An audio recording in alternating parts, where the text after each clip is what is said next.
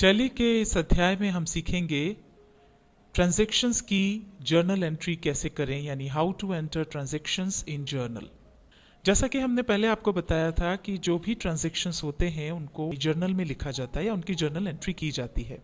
ये कैसे करें ये समझाने के लिए हमने प्रकाश का उदाहरण लिया है। प्रकाश ने एक बिजनेस स्टार्ट किया 20,000 रुपए से, और रोजमर्रा में उसके जो भी ट्रांजैक्शंस हुए वो सब उसने एक साथ एक कागज पर अपनी याददाश्त के लिए लिख लिए। ये सारे जो हैं यहाँ आपको वो जो उसके ट्रांजैक्शंस है वो नजर आ रहे हैं। ये देखिए, जो भी ट्रांजैक्शंस हैं वो सारे के सारे उसने एक कागज पर लिख लिए। अब इन ट्रांजैक्शंस की जर्नल में एंट्री के पहले हमको जो कुछ बातें ध्यान रखनी है वो हम पहले आपको बता देते हैं। जर्नल एंट्री के समय ध्यान रखें, कोई भी ट्रांजैक्शन है उसमें प्रभावित होने वाले दो खाते कौन से हैं। सबसे पहली बात जो आपको मुख्य रूप से ध्यान रखनी है, हर ट्रांजैक्शन में प्रभावित होने वाले दो खातों को देखना है। दूसरी चीज हमको देखना है खातों का प्रकार क्या है, यानी प्रभावित होने वाले खाते नॉमिनल अकाउंट्स के अंतर्गत आते हैं या रियल अकाउंट्स के अंतर्गत आते हैं या फिर पर्सनल अकाउंट्स के अंतर्गत आते हैं। और तीसरी चीज, प्रभावित होने वाले खातों के नियमानुसार डेबिट और क्रेडिट होने वाले खाते कौन से हैं, यानी उन जो खातों का प्रकार है उसमें कौन से नियम लगेंगे और उसके अनुसार कौन सा खाता डेबिट होगा और कौन सा खाता क्रेडिट होगा, और उसके अनुसार ही हम जर्नल में उनकी एंट्री करेंगे। इन बातों का ध्यान रखते हुए आइए अब हम देखते हैं कि सारे ट्रांजैक्शंस की जर्नल एंट्री कैसे की जाए। अब हम देखते हैं हमारा पहला ट्रांजैक्शन हमारा यहां पर है, प्रकाश ने व्यापार प्रारंभ किया। अब यहां पर जैसा कि हम जानते हैं कि हर ट्रांजैक्शन में दो खाते प्रभावित होते हैं। अब यहां पर हमको ये जानने की कोशिश करना है कि इस ट्रांजैक्शन में कौन कौन से दो खाते प्रभावित हो रहे हैं। अब प्रकाश ने 20,000 रुपए लगा करके बिजनेस प्रारंभ किया है, तो ये नगद उसने रुपए लगाए। तो एक चीज तो यहां पर हमको पता चल जाती है कि यहां पर क्योंकि कैश लग रहा है तो एक तो हो गया कैश अकाउंट। अब दूसरा क्या होगा वो यहां पर स्पष्ट नजर नहीं आ रहा है। तो यहां पर जैसा कि आपको पहले बताया है कि जब भी कोई बिजनेस शुरू किया जाता है तो जो भी कैश अमाउंट हमने उसमें लगाया है या फिर जो भी माल लगाया है वो सब कैपिटल के अंतर्गत आता है। इसलिए यहां पर प्रभावित होने वाले खाते हैं कैश अकाउंट और कैपिटल अकाउंट।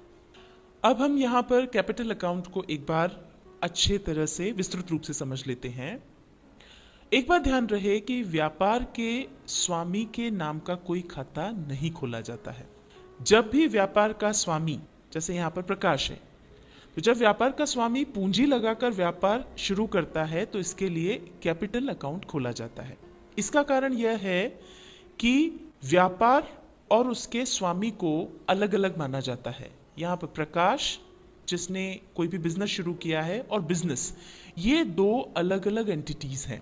इसलिए व्यापार का स्वामी जो भी कैश या माल व्यापार में लगाता है वह व्यापार का ऋण है, और व्यापार इस दृष्टि से बिजनेस का जो भी ऑनर है उसका ऋणी बन जाता है, यानी डेटर बन जाता है। और व्यापार का जो स्वामी है वो उस बिजनेस का क्रेडिटर बन जाता है। लेकिन दूसरे क्रेडिटर्स की तरह इस क्रेडिटर का, यानी जो भी बिजनेस का स्वामी है, उसका कोई व्यक्तिगत खाता नहीं खोलना जाता बल्कि कैपिटल अकाउंट खोला जाता है, और इसे हम व्यापार के स्वामी का पर्सनल अकाउंट कह सकते हैं। जब व्यापार के स्वामी एक से अधिक होते हैं तो कैपिटल के साथ उनका नाम भी जुड़ जाता है।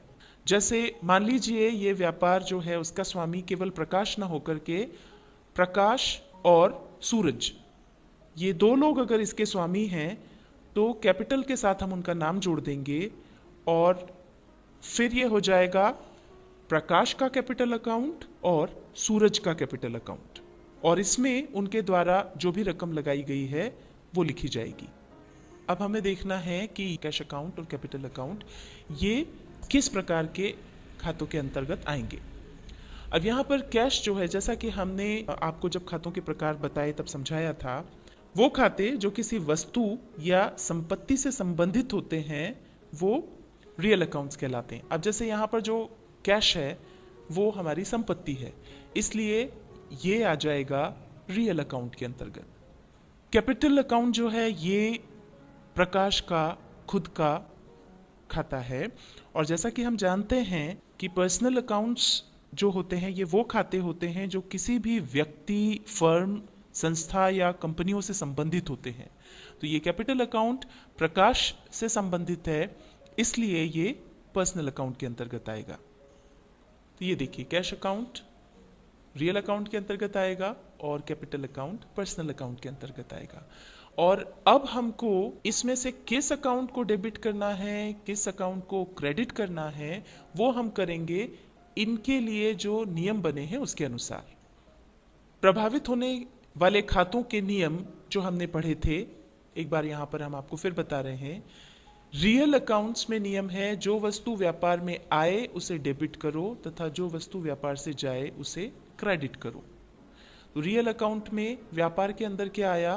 कैश, तो ये हो जाएगा डेबिट। व्यक्तिगत खाते का नियम है, पाने वाले को डेबिट करो और देने वाले को क्रेडिट करो। तो अब ये जो कैपिटल अकाउंट है ये प्रकाश का अकाउंट है, और प्रकाश ये कैपिटल देने वाला व्यक्ति है, इसलिए उसको क्रेडिट करना है। ये देखिए, इस तरह से अब इसको लिख दिया जाएगा, कैश अकाउंट डेबिट और कैपिटल अकाउंट। अब हम आते हैं हमारे अगले ट्रांजैक्शन पर, जो है राम से माल खरीदा। अब यहां पर एक बात हम आपको बता दें कि जब ट्रांजैक्शन में यह नहीं दिया रहता कि माल नकद बेचा गया है या उधार, जैसा कि यहां पर लिखा है राम से माल खरीदा, नकद खरीदा या उधार, ऐसा जब न लिखा हो परंतु व्यक्ति का नाम दिया हो, जैसे यहां पर राम ये नाम दिया है, तो इसका अर्थ यह होगा कि माल उधार बेचा गया है या खरीदा गया है। तो यहां राम से माल खरीदा, इसका मतलब यह उधार खरीद है। अब यहां पर भी हमको यही देखना है कि इसमें कौन कौन से दो खाते प्रभावित हुए हैं। प्रभावित होने वाले जो खाते हैं, चूंकि यहां पर माल खरीदा है इसलिए एक तो हो गया परचेस अकाउंट, और दूसरा जो खाता है वो राम का खाता। अब परचेस अकाउंट जो है वो आएगा नॉमिनल अकाउंट में। नॉमिनल अकाउंट में इसलिए आएगा क्योंकि जैसा कि हमने पहले खाते के प्रकार में सीखा था कि ये वो खाते होते हैं जिनका संबंध किसी लाभ या हानि या फिर आय या व्यय से होता है। अब यहां पर जब हमने माल खरीदा, इसका मतलब खर्चा हुआ, तो एक तरह से परचेस अकाउंट जो है वो खर्चे में आता है, वो एक प्रकार का व्यय है, इसलिए ये आएगा नॉमिनल अकाउंट में। और राम का जो खाता है वो तो व्यक्ति से संबंधित हो गया, इसलिए वो आएगा पर्सनल अकाउंट में। तो ये परचेस अकाउंट ये हो गया नॉमिनल अकाउंट और राम हो गया पर्सनल अकाउंट। अब इनके जो नियम हैं उसके अनुसार हमें इन्हें डेबिट या क्रेडिट करना है। तो प्रभावित होने वाले खातों के नियम कहते हैं, नॉमिनल अकाउंट्स का नियम है व्यय एवं हानियों को डेबिट करो, आय एवं लाभों को क्रेडिट करो।